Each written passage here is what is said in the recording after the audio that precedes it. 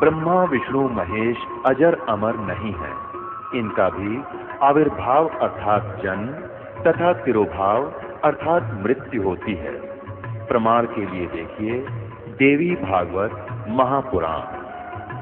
ब्रह्मा, मैं, विष्णु और शिव, यह तुम्हारी प्रभाव से जन्मवान है।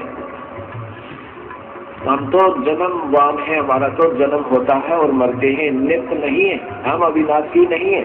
फिर इंद्रादि दूसरे देवता नित्य किस प्रकार हो सकते हैं? कृपया अवश्य सुनिए जगत गुरु तत्वदर्शी संत रामपाल जी महाराज के अमृत वचन।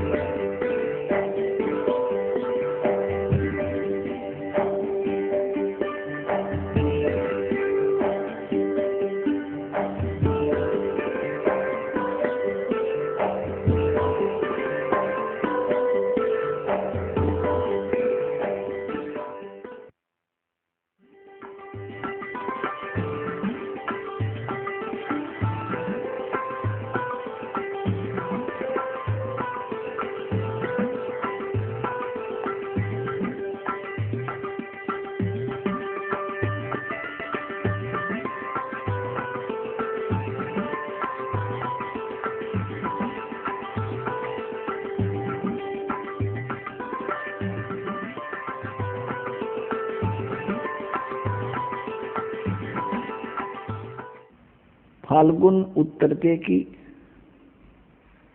फाल्गुन सुधी द्वादशी सन 1727 को वो परमात्मा आकर के वहां खड़े हुए, उनके पास विराजमान हुए, उपस्थित हुए। तो ग्वालों ने पूछा कि महाराज जी, हे महात्मा जी, आओ भोजन खा लो। वो भोजन खा रहे थे। परमात्मा ने कहा भी भोजन तो मैं खा के आया हूं। फिर जैसे प्रसंग चलता है, पूछते हैं कहां से आए हो, कौन सा आपका गांव है। परमेश्वर ने कहा कि मेरा गांव सतलोक है और मैं वहां अपने गांव से खाना खा के आया हूं। उन्होंने पूछा कितनी दूर है तेरा गांव यहां से बाबा जी। परमेश्वर ने कहा कि मेरा गांव 16 शंख कोस की दूरी पर है। ग्वालों ने सुना 16 कोस, एक कोस लगभग 1.25 किलोमीटर का होता है। इस बात पर उन्होंने विशेष ध्यान नहीं दिया। कहा कि ठीक है महाराज जी, खाना नहीं खाते तो दूध पी लो, क्योंकि गौएं बहुत शरीफ होती थी, जब चाहे उसका दूध निकाल लिया करते थे पाली। कुछ एक ऐसी गौएं भी होती थी। परमात्मा ने कहा भी दूध अगर पिलाना चाहते हो तो कंवारी गाय का दूध पीता हूं मैं। वो ग्वाले कहने लगे महाराज जी, आप तो हमारे साथ मजाक करते हो, आपकी दूध पीने की नीयत नहीं है। कंवारी गाय कभी दूध देती है? तो परमात्मा ने कहा यदि तुमने पिलाना है तो पिलाओ, नहीं तो हम चलते हैं। उसमें अतिथि और साधु संतों की सेवा बहुत किया करते हैं। अगर साधु संत बगैर कुछ खाए पिए द्वार से चला जाता, अपमान मानते थे। उसमें गरीबदास जी 10 वर्ष के बच्चे खड़े हुए और अपनी एक प्रिय बच्ची थी, गाय की बच्चिया, कंवारी गाय, उसका गले में बंधा हुआ रस्सा पकड़ कर लाए और कहा देखो महाराज जी, ये कंवारी बच्चिया है, गाय है, इसके बच्चा भी नहीं हुआ है, ये दूध कैसे देगी भगवान। परमात्मा ने कहा कि तुम्हारे पास कोई ऐसा पात्र है 5-4 किलो का, 5-4 सेर का, जिसमें 5-4 सेर दूध आ जावे। उन्होंने कहा जी है, हमारे पास एक छोटा मटका है, छोटा घड़ा है। परमात्मा ने कहा लाओ। कबीर परमेश्वर ने कहा वो लाओ। वो धो मांज कर साफ करके लाए और कहा इसके नीचे रखो गाय के। गरीबदास जी ऐसे पकड़ के गाय के सतनों के नीचे बैठ गए। तो परमात्मा ने, कबीर परमेश्वर जी ने उस बच्चिया की कमर पर थपकी मारी, लंबे लंबे सतन हो गए और दूध की धार बह चली। वो पात्र भरते ही अपने आप बंद हो गई। गरीबदास जी 10 वर्षीय बालक ने परमेश्वर के सामने लाकर रखा कि ले भगवान, आपकी ही कृपा से दूध प्राप्त हुआ है, कुंवारी बछिया के, कुंवारी गाय के, पी लो। आधा परमेश्वर ने मुंह लगा कर पी लिया और शेष कहा, अन्य जितने भी ग्वाले बैठे थे पाली, उन पालियों से कहा कि ले भाई तुम भी पी लो बच्चों, अमृत है ये हमारे गांव से आया है, सतलोक से। अब वो जो बड़े पाली थे वो कहने लगे, हम ना पीवे जादू जंत्र का। अन्नो बेराना तू कौन सी जात का, तूने झूठा कर दिया। छुआछात बहुत ज्यादा थी पहले। गरीबदास साहिब जी ने कहा कि लो महाराज जी मुझे दे दो आपका बचा खुचा, और शेष बचा हुआ जितना पीना था उन्होंने पी लिया। सभी ग्वाले वहां से उठकर चले गए, दूर दूसरे वृक्षों के नीचे बैठ गए। जिस डंडी के पेड़ के नीचे सभी बैठकर खाना खा रहे थे, जहाँ परमात्मा ने ये लीला की, वो गाय भी वहीं उसी वृक्ष के नीचे थी। वो सब वहां से उठकर दूर चले गए। तो ये पता नहीं कैसा जादूगर है, और हमने पिए इसके झूठे दूध को। दूर दूर जाके बैठ गए। अकेले गरीबदास जी वहां पर रह गई। परमात्मा ने उस बच्चे को समझाना प्रारंभ किया कि बेटा तू बहुत अच्छी आत्मा है और भक्ति किया कर। तब गरीबदास जी ने कहा कि महाराज हम तो भक्ति बहुत करते हैं। किसकी भक्ति करते हो? कि हमारे यहाँ पड़ोस गांव में शिव का मंदिर है, शिव जी पूजते हैं, और भी कई बताई जैसा भी छठे महीने वर्ष में जो पूजाएं हम करते रहते हैं। तब परमात्मा कबीर देव जी ने उनको सब कहानी सुनाई, बताया कि बेटा जो साधना तुम कर रहे हो ये मोक्षदायक नहीं है। कोटि जन्म तो भर मत होगे, कुछ ना हाथ लगा रे। कुकर सुकर खरबया बोरे, कौआ हंस बुगारे। कोटि जन्म तू राजा की न्या मिटी नमन की आशा, और भिक्षुकों के दर दर घूमया, ये मिला ना निर्गुण रासा। इंद्र कुबेर ईश की पदवी, ब्रह्मा वर्ण धर्मराया, और विष्णुनाथ के पुर को जाके तू फिर भी वापस आया। असंग जन्म तन मरत्या हो गए, जीवित क्यों ना मरे रे। द्वादश मद महल मठ बोरे, बोर ना दे धरे रे। दोजक बहिष्ठ सभी तने देखे, राजपाट के रसिया। तीन लोग से तरपत नाही, ये मन भोगी खसिया। सतगुरु मिले तो इच्छा मेटे, पद मिल पदे समाना। चल हंसा उस लोक पठाऊं, जो आदि अमर अस्थाना। चार मुक्ति जा चंपी करती, माया होरी दासी। दास गरीब अब है पद पर से, वो मिले राम अविनाशी। अब ये ज्ञान परमात्मा ने गरीबदास जी के अंतःकरण में फीड किया था, जो फिर गरीबदास जी ने आगे आके परमात्मा का दिया हुआ ज्ञान लिपिबद्ध करवाया।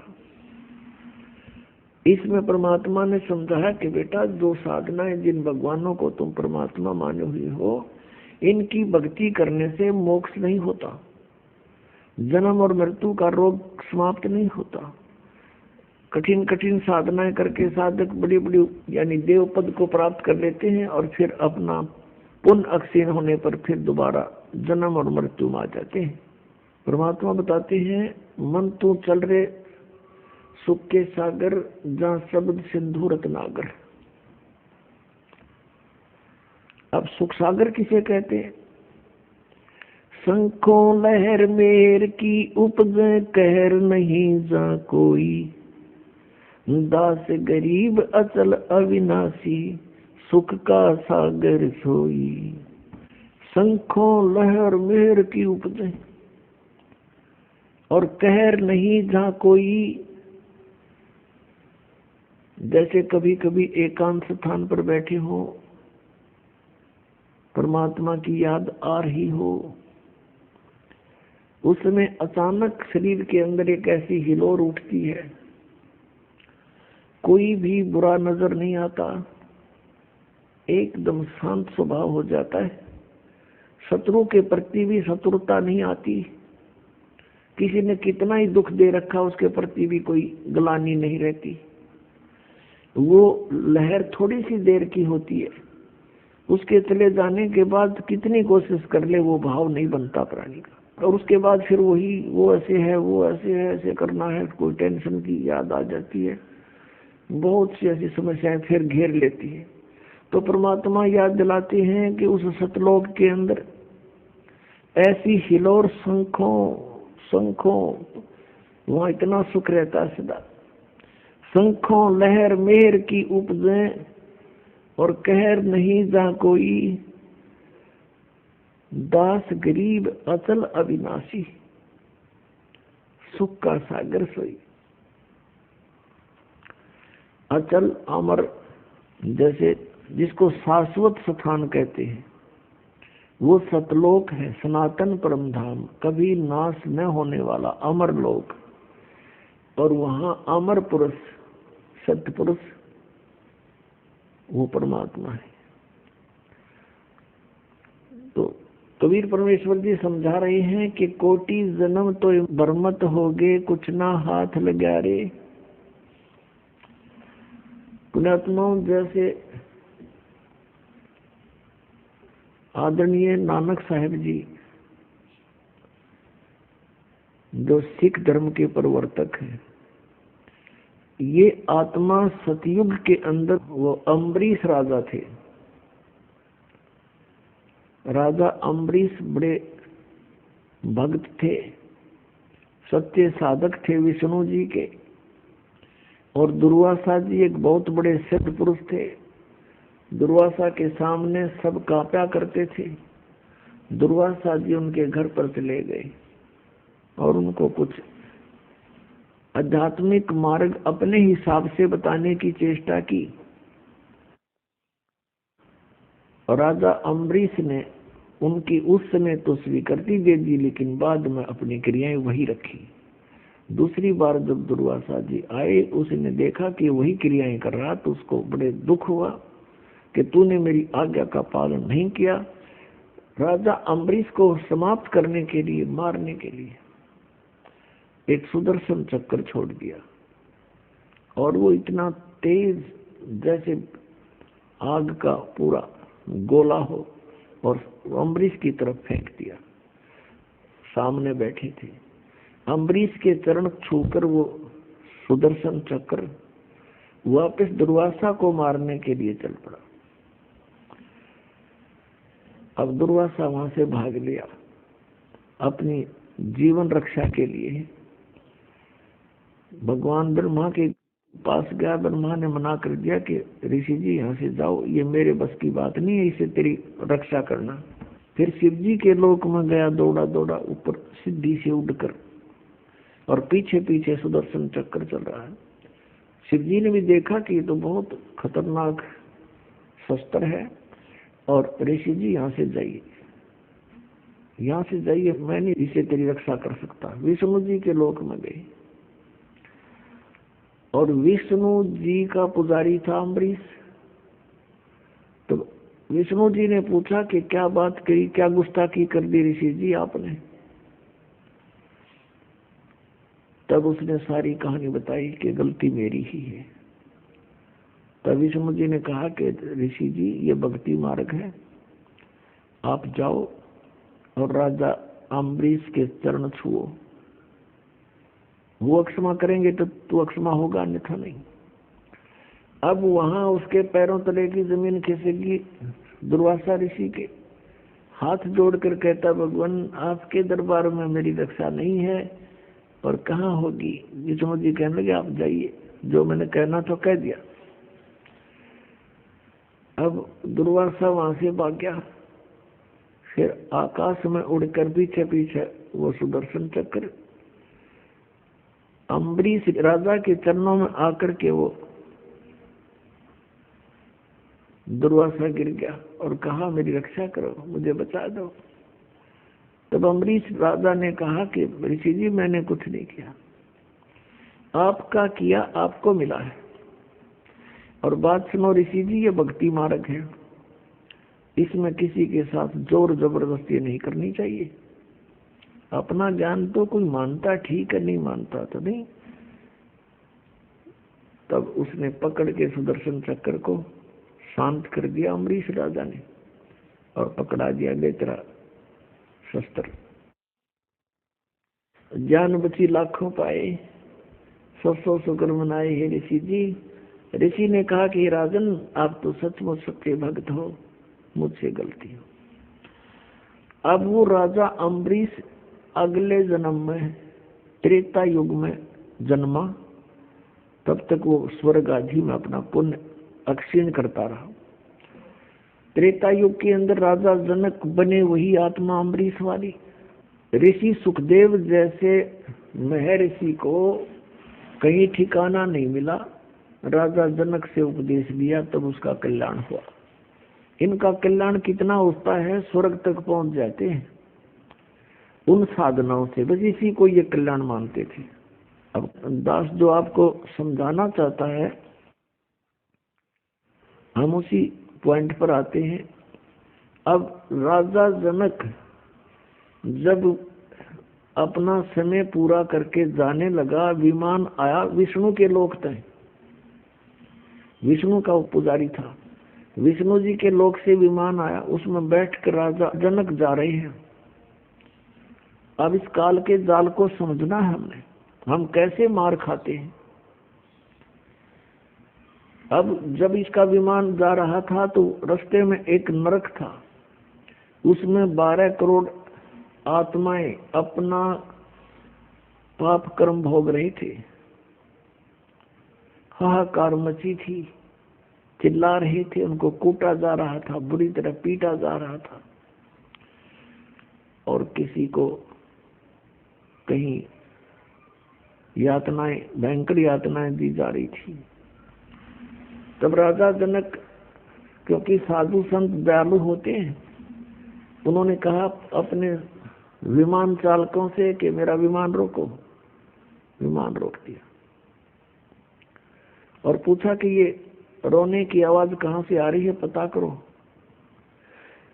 तो उन्होंने बताया कि जो लेकर जा रहे थे वो पार्षद, उन्होंने बताया राजन यहाँ पर एक नरक है और इस नरक में अपने पाप कर्म का भोग प्राणी भोग रहे हैं, उनको दी जा रही यातना से वो चिल्ला रहे हैं। राजा जनक ने कहा कि इनको सबको छोड़ दो, इनको सबको छोड़ दो। तब उन पार्षदों ने कहा कि राजन यहाँ आपका आदेश नहीं चलेगा, यहाँ तो धर्मराज का आदेश चलता है। तब उस राजा जनक ने कहा कि धर्मराज से मेरी बात कराओ। धर्मराज वहीं पर आ गए और कहा राजन आप चलिए, आप तो स्वर्ग के अधिकारी हो, ये तो नरक है। तब राजा जनक ने कहा कि आप इन सबको छोड़ दो और मेरे साथ स्वर्ग भेजो तो मैं जाऊं, नहीं तो मुझे यही छोड़ दो, मुझे भी इनके पास ही छोड़ दो। अब इतने दयालु थे पुण्यात्मा, ये दयालुता के काम आवेगी हमारे इस तरह की, हम मार यूं खाते हैं। अब धर्मराज ने कहा कि ऐसे नहीं आपको यहाँ छोड़ सकते, आपको स्वर्ग के अधिकारी हो, स्वर्ग जाना पड़ेगा, ये नरक के अपना भोगी कर्म, यहाँ तो जैसा कोई करेगा वैसा भोगना ही पड़ेगा। तो राजा जनक ने कहा कि फिर मुझे भी यहीं छोड़ दो, मैं नहीं जाने का। फिर धर्मराज ने एक विकल्प निकाला कि ऐसा करो, आप अपने कुछ पुण्य दे दो इनको, अपने पुण्य संकल्प कर दो, उन पुण्यों के आधार से इनको तेरे साथ वहां भेज देंगे। राजा जनक ने आधे पुण्य दे दिए अपने सारे। इन पुराणों के अंदर राजा जनक की जो हिस्ट्री हम पढ़ते हैं उसमें लिखा कि इन्होंने बहुत बड़े बड़े यज्ञ करे, लाखों करोड़ों व्यक्तियों को वहां पर साधु संतों को भोजन करे, भंडारे करे, गौएं दान करी ब्राह्मणों को, ऐसे यज्ञ किया करता था। अब जो पुण्य किए थे उनमें से आधे उन 12 करोड़ को दे दिए। वो 12 करोड़ आत्माएं नरक से निकाल ली गई, विमान में बैठा करके उनको भी राजा जनक के साथ स्वर्ग भेज दिया। अब पुण्यात्मा, जब तक राजा जनक के द्वारा दिए गए पुण्य उनके साथ हैं, जो 12 करोड़ नरक भोग रही थी आत्माएं, तब तक वो स्वर्ग में रहेंगे। और वो स्वर्ग के अंदर उनके पुण्य जब अक्षीण हो जाएंगे, फिर पुनः उसी नरक में डाले जाएंगे, क्योंकि उनका फिर वो पाप कर्म भी अभी शेष है। और दूसरी तरफ राजा जनक के आधे पुण्य तो वहां गए, बाकी इसने वहां स्वर्ग के अंदर नाच कूद करके, गाने गुने देख सुन के वहां किए, इनके कर्म बिगड़वा दिए, पुण्य समाप्त हो गए। उसके बाद फिर राजा जनक का जन्म हुआ, उसी आत्मा का, अमरीश वाली आत्मा का। भारतवर्ष में पहले ज्वाइंट भारत था, जो पश्चिमी पाकिस्तान के तलवंडी गांव में श्री कालूराम मेहता खत्री अरोड़ा के घर पर, और उनका नाम रखा गया नानक चंद। अब पहले जब यही पुण्यात्मा राजा थे, राजा अम्बरीश राजा जनक रूप में, तो फिर इनके लाखों नौकर होते थे, सैनिक होते थे। पुण्य क्षीण होने के बाद वही आत्मा फिर स्वयं एक सुल्तानपुर नगर में, सुल्तानपुर शहर में एक नवाब के यहाँ स्वयं नौकर लगे। और यदि परमात्मा उनको नहीं मिलते तो इस कलयुग में तो पाप ही पाप है, कोई पुण्य बनता ही नहीं। तो वही आत्मा फिर 84 लाख योनियों में चले जाते हैं। वो परमात्मा कितने दयालु हैं। अब इस प्रसंग को यही समाप्त करते हैं। अब हम फिर आते हैं वापस कि कोटि जन्म तन भर मत होगे, कुछ ना हाथ लगा रे। कुकर सुकर खरबया बोरे, कौआ हंस बुगारे। कोटि जन्म तू राजा की, ना मिटी न मन की आशा। भिक्षुक होके दर दर घूम्या, वो मिला ना निर्गुण रासा। कोटि जन्म तू राजा की ना, है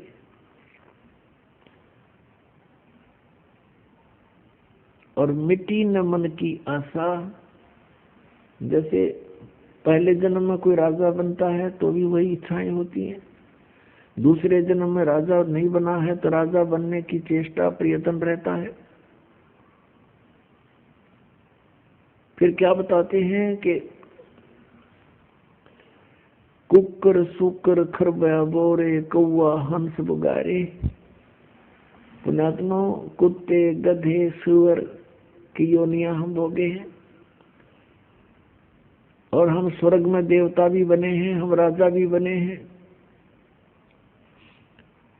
ये ना सोचो कि हम आज यही जो आज हमारी स्थिति है हम सदा ऐसे नहीं, और 84 लाख योनियों में भी हम गए हैं, कुत्ते गधे के शरीरों में भी हम रहे हैं। ये सत्य विधान है यहाँ का, ये सत्य मान लेना। क्योंकि हम भक्ति से बहुत दूर, परमात्मा के विधान से हम परिचित नहीं।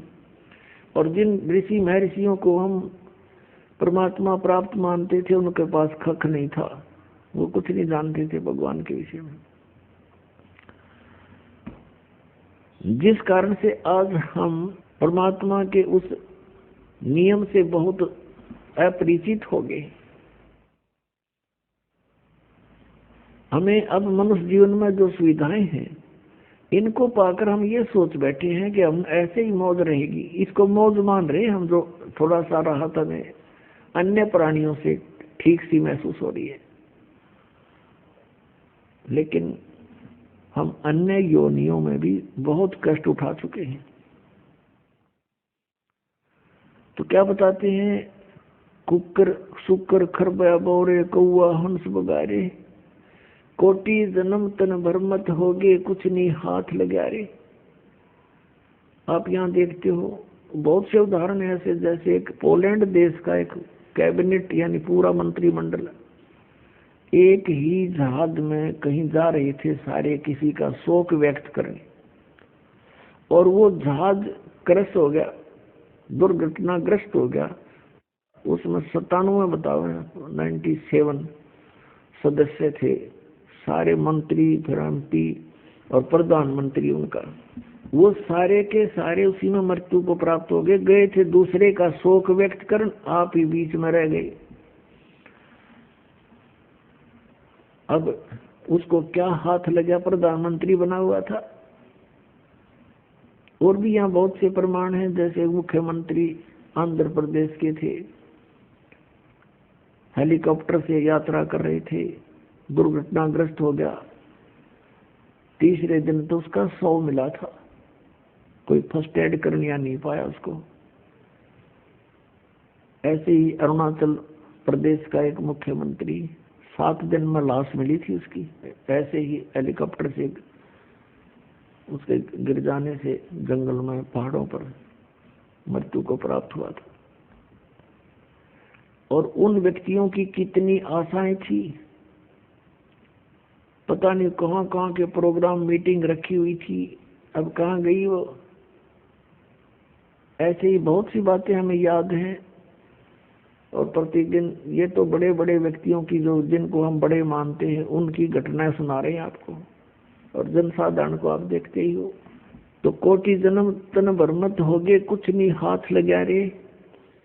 मुख्यमंत्री था, प्रधानमंत्री था, अब मृत्यु का प्राप्त हुआ, भक्ति करी नहीं, कुत्ता बनकर घूम रहा है सैर सपट्टे करता हुआ, या कहीं प्रेत बनकर भटक रहा है, उसको क्या मिला उस प्रधानमंत्री के पद पे। तो पुण्यात्मा, जो इस मनुष्य जीवन से हमने करना चाहिए वो भूल गए हम, और साधना करते हैं, शास्त्र विरुद्ध त्याग करते हैं, उसे कोई लाभ होना नहीं। गीता जी अध्याय नंबर 16 के श्लोक 23 में कहा कि शास्त्र विधि को त्याग कर जो मनमाना आचरण करते हैं, उनको न तो कोई सुख हो सकता है, ना उनकी गति हो, ना कोई सिद्धि को प्राप्त हो सकते, अर्थात यूजलेस। इस प्रकार हम अपने मनुष्य जीवन को व्यर्थ करते रहे। इंद्र कुबेर ईश की पदवी गर्मा वर्ण धर्मराया। इंद्र कुबेर, कुबेर धन का देवता यानी वित्त मंत्री एक ब्रह्मांड का, और इंद्र स्वर्ग का राजा। ईश ब्रह्मा विष्णु महेश की पदवी भी आप जी ने बहुत बार प्राप्त की है। बताओ, अब ये बातें हमें किसी ने ज्ञान कराया नहीं, हम इन्हीं घिसी पिटी उस अज्ञान लोक वेद के आधार से अध्यात्म ज्ञान सुना करते थे। अब हमें पता चला कि हम कितने युगों से कष्ट उठा रहे हैं। तो पुण्यात्माओं, इस प्रकार का ज्ञान आदरणीय गरीबदास साहिब जी को परम पूज्य कबीर परमेश्वर जी ने बताया, जो जिंदा महात्मा के रूप में वहां प्रकट थे। अब छोटा सा 10 वर्ष का बालक बहुत प्रेरित हो जाता है, बहुत कुछ समझने योग्य होता है। एकदम हृदय में ऐसी प्रेरणा बन गई, चरणों में गिर गया और कहने लगा, परमात्मा, क्या इन ब्रह्मा विष्णु महेश से भी ऊपर कोई और प्रभु है? तब परमात्मा ने कहा, बेटा, ये तो एक ब्रह्मांड के अंदर समझ लो एक विभागीय मंत्री है। रजगुण विभाग के ब्रह्मा जी, सतगुण विभाग के विष्णु जी, और तमगुण विभाग के शिव जी।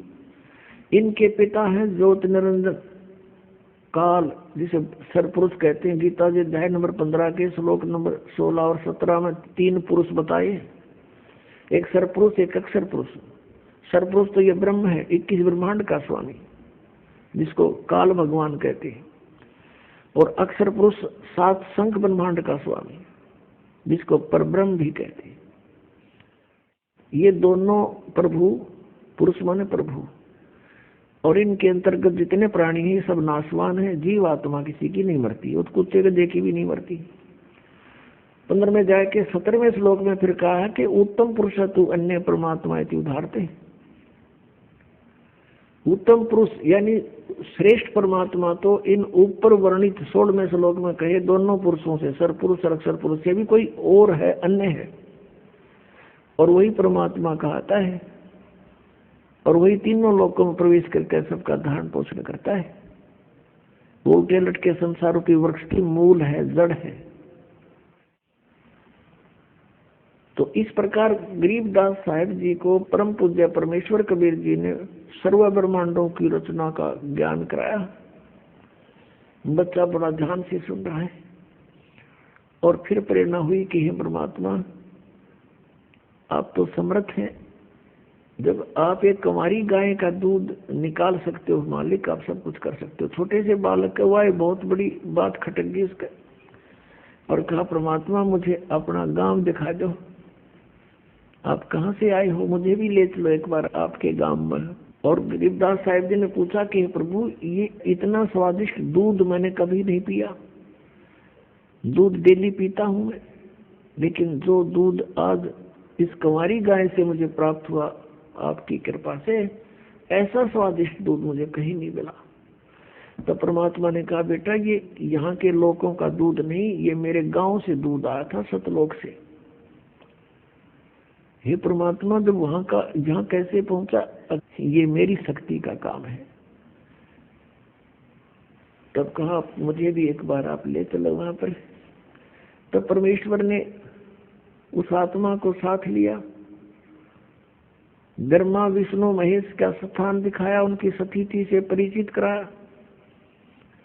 यहाँ के न्यायाधीश जो सबका लेखा जोखा करता है, सबको दंड देना है या कोई स्वर्ग प्राप्ति करवानी है, जहाँ सबका अकाउंट होता है, वहां पहुंच गए गरीबदास जी को लेकर के।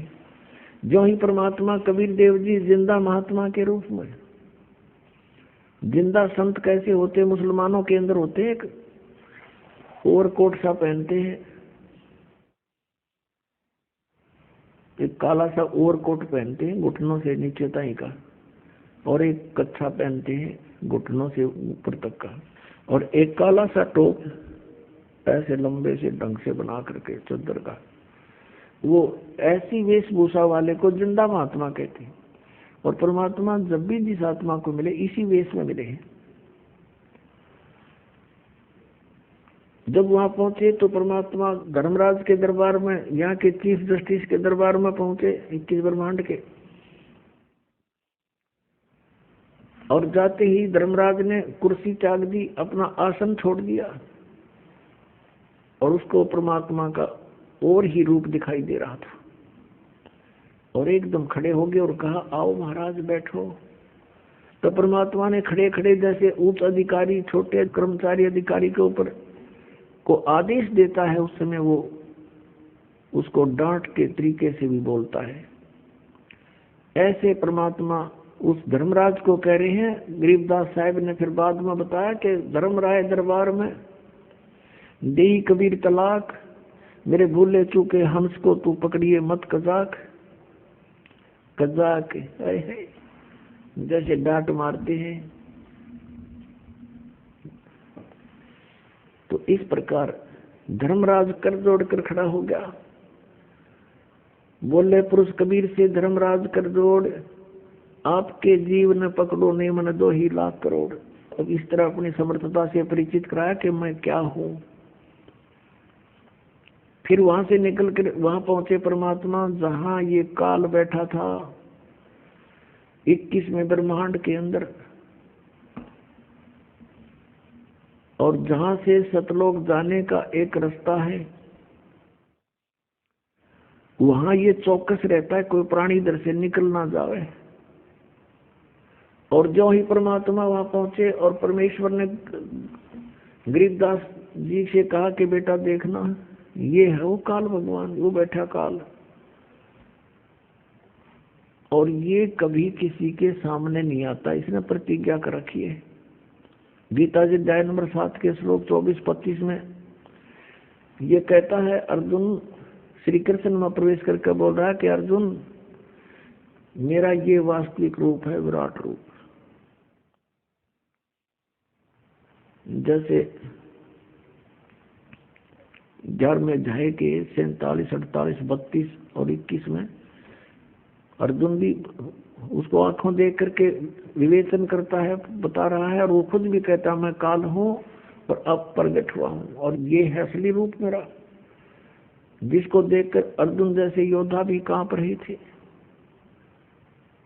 तो ये 7वें अध्याय के 24-25 में कहता है कि अर्जुन, मैं अपनी योग माया से छुपा रहता हूँ, मैं कभी किसी के समक्ष नहीं होता अपने इस ओरिजिनल रूप में जो मेरा काल रूप है। तो वहां वो अपने काल रूप में बैठा था। परमात्मा को देखकर वो एकदम चौकस हुआ कि कौन आ गया इधर। तब परमेश्वर ने कहा, देखना बेटा, ये किसी को नहीं जाने देता इधर से, चाहे ब्रह्मा हो, चाहे विष्णु, चाहे शिव, यहाँ नहीं आ सकता, किसी की हिम्मत नहीं। और मैं इव सतनाम का जाप करूंगा, एक सतनाम मंत्र है 2 अक्षर का, उसका जाप करूंगा और देखना ये कैसे हो जाएगा। अब परमात्मा ने लीला करनी थी,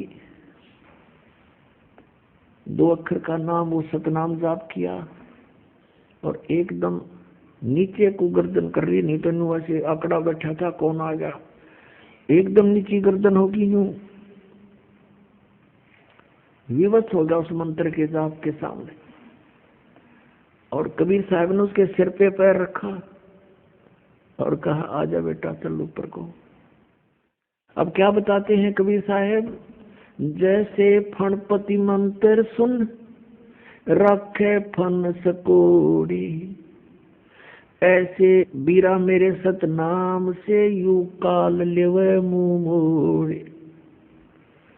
ये सतनाम इतना प्रबल है 2 अक्षर का कि जैसे फनपति, फनपति माने सर्प, सांप, और ऐसे फन फैलाए खड़ा हो और गार्डू एक मंत्र बोल देता है सुपेरा, उस मंत्र के बोलते ही वो अपने फन को नीचे कर लेता है, सकोड़ लेता है, यानी इकट्ठा कर लेता है, फैलाया नहीं रह सकता वो, उसमें कोई क्रियाकरण की हिम्मत नहीं रहती। परमात्मा बता रहे हैं कि ऐसे मेरे सतनाम के सामने यू काल मुंह मोड़ लेता है, झुक जाता है। जैसे फनपति मंत्र सुन रख फन सकोड़, ऐसे मेरे सतनाम तयू काल लेवे मुंह मोड़े। अब ऊपर जाकर के जब क्या देखा, सतलोक में प्रवेश किया 12वें द्वार में। अभी तक हमने 10वां द्वार सुना था, क्योंकि इनकम्प्लीट नॉलेज, इनकम्प्लीट, बिल्कुल उलट बेकार वर्ष का ज्ञान सुना हुआ था। ये केवल एक ब्रह्मांड तक की है ये 10वां द्वार, और 11वां द्वार है जब काल के 21 ब्रह्मांडों को पार करके 7 संग ब्रह्मांड इस अक्षर पुरुष के उसमें प्रवेश करते हैं, वो है 11वां द्वार। और फिर 7 संग पार करके सतलोक में प्रवेश करते हैं, वो है 12वां द्वार। तो अभी इस शब्द में लिखा है, जैसा भी आपको सुना था, कि 12 मद महल मठ बोरे बहुर ना दे धरे रे, असंग जन्म तन मरत्या होगे जीवित क्यों नाम रह रे। और 12 मध्य, 12 माने 12, मध्य महल मठ बोरे, वो परमात्मा का वो परम पद, वो सतलोक, सनातन परम धाम वहाँ है वो मठ। मठ माने स्थान, जहाँ जाने के बाद बहुर ना दे धरे रे, जहाँ जाने के बाद साधक फिर लौट कर कभी संसार में नहीं आते, वो 12वां द्वार है। अभी तक ये जितने भी पंथ थे, जितने भी संत थे, परमात्मा परिचित संतों को छोड़कर वो केवल 10वें द्वार तक ही सीमित थे। वो काहे के सतलोक गए होंगे, फिर अंडरस्टूड है। जब सतलोक में प्रवेश किया, वो तेजों में लोक है, जैसे हीरा अपने आप चमकता है, ऐसे ही वो सतलोक अपने आप प्रकाशित है, सौ प्रकाशित है। और उसमें परमेश्वर कबीर देव जी, कबीर साहिब जी अपने अन्य रूप में विराजमान थे। जैसे आपने कबीर परमेश्वर जी का शब्द सुना है, करने नो दीदार मेर में प्यारा है, और लास्ट में फिर बताया है कि उस परमात्मा के एक रोमकूप में करोड़ सूर्य मिला दे, करोड़ चंद्रमा मिला दे, ऐसा उस एक रोमकूप का की रोशनी भी अधिक है। ऐसा सत्पुरुष बीदारा है, सत्पुरुष के ऐसे दर्शन है। तो वहां जब परमात्मा तख्त पर विराजमान थे, सिंहासन पर विराजमान थे, नीचे से जिंदा वाले महात्मा के रूप में भी वो परमात्मा गए नीचे से, अपने ही दूसरे रूप पर जो सिंहासन पर विराजमान है, करोड़ सूर्य करोड़ चंद्रमा मिला दे एक रोमकूप की इससे भी अधिक रोशनी वाले तेजों में शरीर में, मनुष्य सदृश शरीर में विराजमान है। उन पे चवर करने लगे, जिंदा वाले रूप में नीचे से गए थे जो। अब गरीबदास जी ने सोचा कि ये है भगवान, ओहो कितना सुंदर है, कैसा चेहरा है, कैसा नूर है इसका। और यहाँ ये जो महात्मा नीचे से आया है, ये कोई यहाँ का नौकर लगता है। गरीबदास जी इतनी सोच ही रहे थे, उसी समय तेजों में शरीर खड़ा हुआ, जिंदा वाले शरीर में नीचे से गए थे साधु रूप में, वो विराजमान हुए उसी सिंहासन पर, असंग ब्रह्मांड के कंट्रोलर के सिंहासन पर। और वो जो तेजों में शरीर जो भगवान दिखाई दे था, परमात्मा नजर आवा था, वो लगा चंवर कर जिंदा के ऊपर नौकर की तरह। अब गरीबदास जी सोच रहे हैं भगवान कौन सा इनमें, ये महात्मा भी खूब है भाई, इसके ऊपर परमात्मा चंवर कर रहा है, इसकी सेवा कर रहा है। इतने में क्या हुआ कि वो तेजों में शरीर जिंदा वाले शरीर में समा गया। अकेले कबीर परमेश्वर जी जिंदा महात्मा के रूप में जो नीचे से गए थे वही विराजमान है, चंवर अपने आप घूम रहा है ऑटोमेटिकली। तब परमेश्वर ने कहा कि बेटा मैं सारे ब्रह्मांडों का मालिक हूँ, सब ब्रह्मांड मैंने रचे हैं, सभी प्राणियों जीवों की उत्पत्ति भी मैंने की है। फिर सारी कहानी बताई कि यहाँ से वो जो वहाँ दुख पा रहे हैं काल के लोक में, वो कैसे वहाँ गए। सारी कथा सुनाई कि तुम सभी यही रहा करते थे, ये सब के आपके मकान, ये स्थान खाली पड़े हैं। जितनी प्राणी वहाँ गए हैं, चींटी से हाथी तक, रंक से राजा तक, ये सभी यहाँ रहते थे, ये सारे खाली पड़े इनके। इनमें मस्ती लगी, सुख था घना। और यहाँ एक ज्योत निरंजन नाम का अंडे से निकला हुआ प्राणी था, आत्मा था, उसने कुबद छाई, एक पैर पे खड़ा होके तप करने लगा।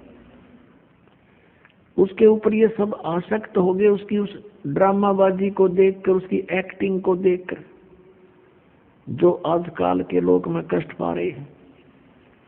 मैंने बहुत बार उनसे कहा कि तुम मस्त रहो बच्चों, इसकी क्रिया को मत देखो। ऊपर से तो वो सावधान हो जाते थे, अंदर से कसक घनी बन गई, उस पर आसक्त हो गए, हृदय से चाहने लगे। जब उसने कहा कि मुझे जीव दे दो, तो मैंने उनसे पूछा था क्या तुम जाना चाहते हो, सभी ने सभी करती दे दी थी, इसलिए उसके साथ भेजने पड़ गए मुझे। और देखो बेटा यहाँ कितना सुख है, और वहाँ क्या हो रहा है, कभी फ्लड आ जाता है, कभी अकाल गिर जाता है, किसी की रोग से मृत्यु, कभी महामारी फैल जाती है, कहीं जल उपलब्ध नहीं है तो कहीं फ्लड ही फ्लड है। ऐसे स्थान पर चले गए, इस सर्व सुखदायी प्लेस को छोड़कर, स्थान को छोड़कर। अब गरीबदास जी बालक थे, आंखों में आंसू आ गए और कहने लगे भगवान हम तो घने नालायक है, हम तो महान पापी आत्मा है। हमने देखो एक कैसे भरी थाली का ठोकर मारी, यहाँ सब कुछ उपलब्ध है, हरे भरे बाग हैं, सर्व यानी सदाबहार फल फ्रूट हैं, सदाबहार बेल हैं, सब तरह के यहाँ पर दूधों की नदी बह रही है। और हम वहाँ उस कंगाल लोक में चले गए और कहा भगवान मुझे यहीं रख लो दाता, वहाँ मत भेजो। तब परमात्मा ने कहा बेटा ऐसे नहीं, आपको जाना पड़ेगा और मैं आपको ऐसा मंत्र दूंगा, सतनाम 2 अक्षर का, उस सतनाम के जाप को करना और मेरी महिमा को सुनाना सबको। आपने ये देख लिया भगवान कौन है, और भक्ति करके आप यहाँ आ सकते हो। आप जब यहाँ से गए तो बहुत पुण्य थे आपके, अब वहाँ पुण्य रहे नहीं, उसने लूट लिया तुम्हारे को, और फिर वो इतना ही समर्थ सक्षम होकर तुम यहाँ आ सकते हो भक्ति के बल से। और एक मंत्र में ऐसा दूंगा तुम्हें, वह भी बताना नहीं किसी को, लेकिन लिख देना सारी वाणी में। मैं तुझे एक वाणी दूंगा, एक ज्ञान भरूंगा तेरे अंतःकरण में, उसको फिर तू बोल बोल के सुनाना। गरीबदास जी से कहा, बेटा आपको जाना पड़ेगा, आपके बस भाई बहन हैं, वो काल से भ्रमित है, उनको ये ज्ञान सुनाना अति अनिवार्य हो गया। तब तो गरीबदास जी ने कहा, जो आपकी आज्ञा करो, मेरे साथ रहना मालिक। बहुत गंदा लोग है वहां, तो विचलित हो जाऊं कहीं मैं परमात्मा। परमेश्वर ने कहा, बेटा घबरा मत, मैं तेरे साथ रहूंगा। जो बच्चा गऊ की नजर में, यूं साईं को संत, और भक्तों के पीछे फिरे वो भगत वत्सल भगवंत। अब उधर से क्या होता है फिर बता के, बेटा मैं 120 वर्ष बनारस में काशी में रहा हूं। 120 वर्ष में काशी में एक कबीर नाम से धानक दुल्हाए रूप में लीला की मैंने, और मेरा उद्देश्य वहां था जनता को समझाना, तत्व ज्ञान बताना, और वो ज्ञान मैंने वहां लिपिबद्ध करवाया था अपने मुख से बोलकर, यथार्थ ज्ञान। अब उसमें काल के दूत प्रवेश हो चुके हैं, उन्होंने उस वाणी को बहुत सा खराब कर दिया है, उस ज्ञान को। अब मैं तेरे अंदर वो ज्ञान पुनः भरूंगा, और आप वहां जाकर इसको प्रकट करना, और आने वाले समय में आपके भाई बहन आत्माओं को, पुण्य आत्माओं को काम आएगा। अब गरीबदास जी ने ये बात बहुत अच्छी लगी। फिर कबीर परमेश्वर जी ने कहा कि मैं ही मिला था किस किस को, नानक साध को मैं मिला बेई नदी के ऊपर, और वहां से फिर उनको अंतर ध्यान करके यहाँ लाया था। उसको भी ऐसे ही आपकी तरह सारी सतीथि से परिचित करा करके वापस भेजा था। वो भी श्री विष्णु जी का पुजारी था, गीता जी का पाठ किया करता था, श्री कृष्ण से ऊपर परमात्मा नहीं मानते थे। और जब देखा यहाँ का सारा माहौल, तब जाके उन्होंने नौकरी भी त्याग दी थी और घर छोड़ करके मेरे पास बनारस में आए थे। वहां से उनको मैंने सतनाम दिया था, उनको बोल दिया था कि बच्चा अभी किसी को बताना नहीं। और ये पिछली पीढ़ी जो अब समय आया है, मोक्ष मार्ग, मोक्ष युग है, मोक्ष का समय है, अब ये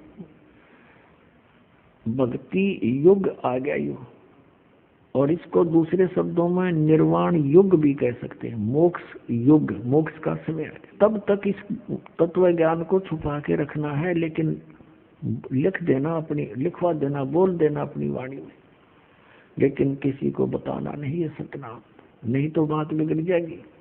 जब परमात्मा को नानक साहब जी ने सचखंड में देखा था, जिंदा वाले महात्मा के रूप में, जैसे नीचे से लेकर गए थे, जिस रूप में जैसे गरीबदास जी को लेकर गए, और फिर वही लीला परमात्मा सबके साथ करते हैं। वहाँ दूसरे रूप में भी विराजमान थे, वैसे ही वहाँ चौर करने लगे। फिर वो तेजों में से खड़ा हो गया, नीचे से नानक साहब जी के साथ जिंदा रूप में गए थे परमात्मा, वो उस तख्त पर विराजमान हो गए, और ऐसे ही चमर हुआ था।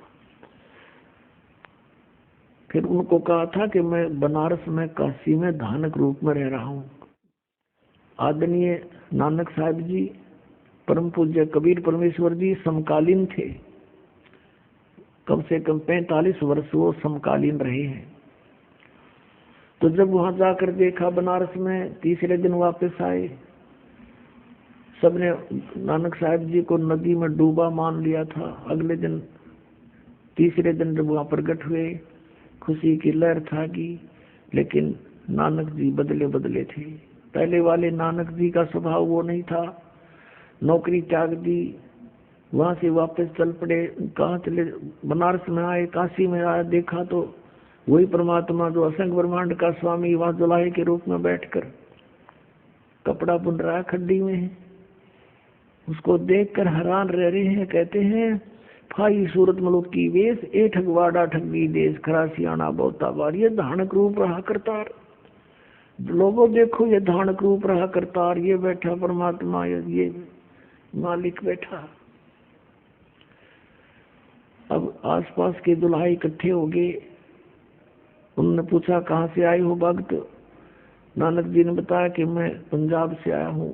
पहले पंजाब था ये सारा, पश्चिमी पाकिस्तान भी पंजाब प्रांत था। तो बनारस के काशी के जुलाहे कहते हैं कि देखो इस पंजाबी की अकल मारी गई, नीरू के पुत्र को ये भगवान बताता है। तब परमेश्वर ने कहा था कि नानक जी से कि प्यारी आत्मा अब तेरी कोई नहीं सुनेगा, लेकिन जो तूने देखा है ये सत्य है और इसका ढंढोरा पीटते। 12 वर्ष तक नानक साहिब जी ने जगह जगह घूम घूम कर प्रचार किया परमात्मा का, लेकिन किसी ने नहीं माना। फिर परमात्मा का आदेश हुआ कि आप शांत हो जाओ, अपनी भक्ति करो। लास्ट के 16 वर्ष वो अपने खेतों में रहे और भक्ति करते रहे। जो उनके निकट आता था उनको ज्ञान समझाते रहे। तो गरीबदास साहिब जी को उधर समझा रहे हैं परमात्मा के ऐसे ऐसे मैं बहुतों को मिला हूं और मैं पूर्ण परमात्मा हूं। उधर से क्या हुआ कि गरीबदास जी का शरीर वहीं पर रह गया था। जो गवाले थे, पाली थे, दूसरे गौएं चरा रहे थे। उन्होंने 1-2 घंटा के बाद देखा, क्योंकि उसमें टर्न होती है इन पालियों की, 2 घंटे, 1 घंटा वो गौओं को संभालेगा, 1 घंटा वो संभालेगा, इस साइड में वो, उस साइड में वो, कहीं किसी की खेती में ना नुकसान कर दे पशु, इस तरह। तो जब उसका नंबर आया गरीबदास जी का, 1-2 घंटे के बाद उन्होंने संभाला कि भी वो लड़का कहाँ है, बुला, उसका नंबर आ गया, टर्न आ गई उसकी गौ घेरने की। वहां जाकर एक ने कहा गरीबू, गरीबदास जी को गरीबू कहा करते थे, गांव में ऐसे ही बोलते हैं। और गरीबदास साहिब जी का मूल गांव तो करौथा है, जहां दास का आश्रम था, अब भी है। वहां मूल गांव तो वो था, लेकिन वहां उनके नानके थे। गरीबदास साहिब जी की माता का कोई भाई नहीं था और उनके पिताजी के जमीन बहुत घनी थी, 1400 1400 एकड़ जमीन थी। तो गरीबदास जी के पिताजी को वहां घर जमाई रख लिया था गरीबदास जी के नाना जी ने। और गरीबदास जी का जन्म भी वहीं हुआ था, छुडानी गांव में। तो वो लड़की का लड़का था वहां पर। तो कहने लगे अरे वो लड़की का लड़का कहाँ लाओ, बुलाकर आके उन्होंने आवाज लगाई, अरे गरीबू आजा, तेरा नंबर आ गया। अब गरीबू तो पहुंच रहा सतलोक में, वो तो यहीं का मटेरियल था, यहीं छोड़ना ही था, वो छोड़ के चले गए। निकट सी जाके आवाज लगाई, ऐसे बैठे थे नो, ऐसे आम व्यक्ति बैठ जाता है। निकट सी जाके आवाज लगाई, रे गरीबू खड़ा हो ले। बिल्कुल साथ जाके देखे तो जैसे समाधि लगाए बैठा हो, पकड़ के उसको किसी ने हलाया, जो बुलाने गया था, अरे भगत जी खड़ा हो। अब वो ऐसे गिर गए पीछे ने, देखा है तो मर गया, मृत्यु होगी। दूसरे पालियों को बुला, आ जाओ तो मर गया लड़का। सब भाग कर आए, देखा सचमुच तो मर गया। अरे इसने जंतर मंत्र का दूध पी लिया, मरना तो था ही, बहुत मना किया हमने। अब उधर से गांव की तरफ भागे 2-3 पाली। गांव वहां से लगभग 2 किलोमीटर की दूरी पर था, छोटा सा गांव था। संदेशा मिलते ही सब सन्नाटा छा गया कि वो लड़की का लड़का ऐसे ऐसे मर गया, किसी बाबा जी ने जंतर मंत्र का दूध पिला दिया उसने, कुंवारी गाय का निकाल के।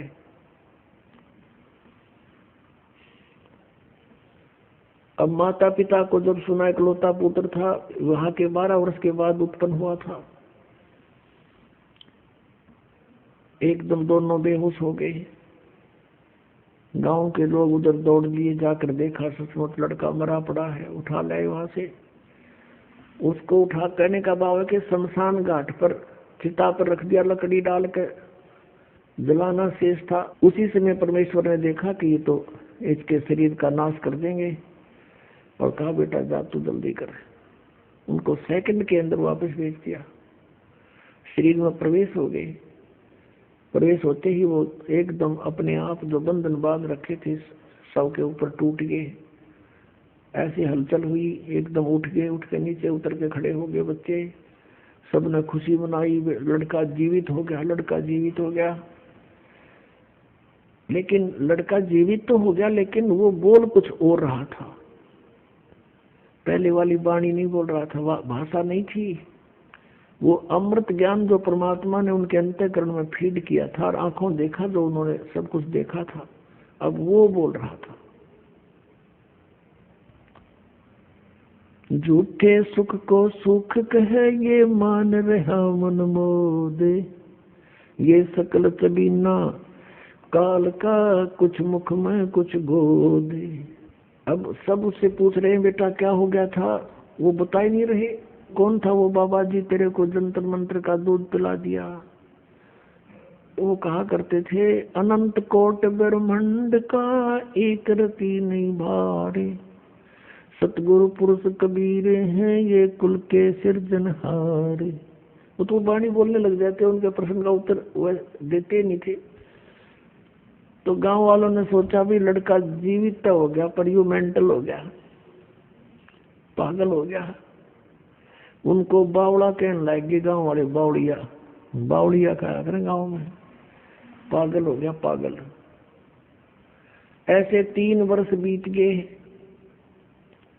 और जहां भी घर वाले भेजे खड़ा खड़ा अपने वाणी बोल रहा, यही घंटों बोलता रहे। तो इलाज उलूज भी करवाया, जंतर मंत्र झाड़े झूड़े लगवाए, जैसे गांव में ट्रीटमेंट होया करते थे।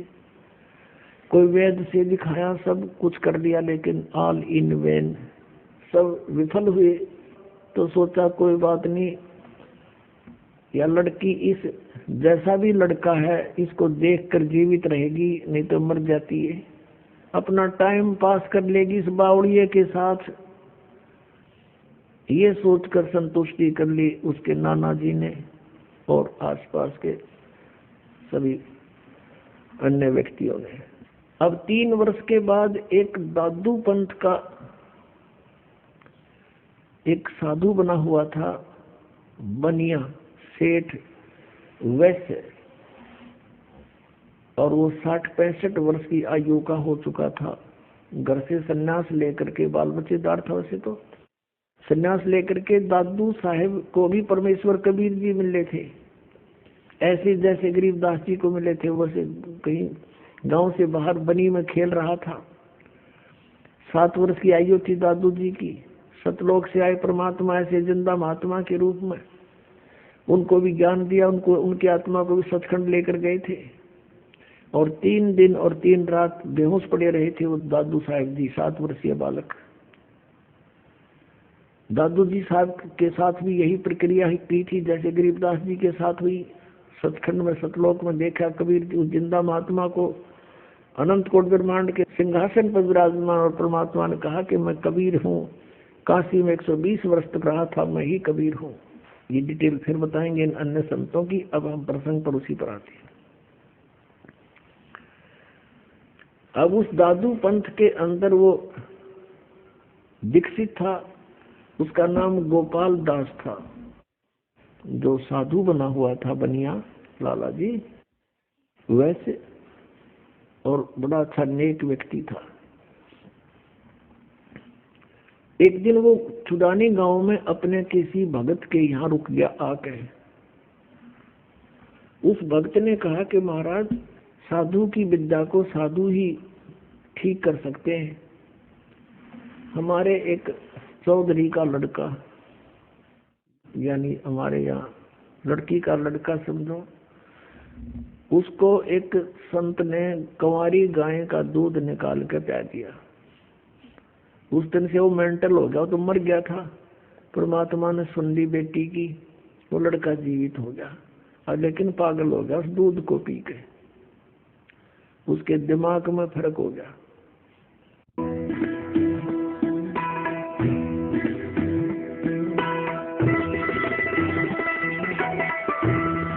है।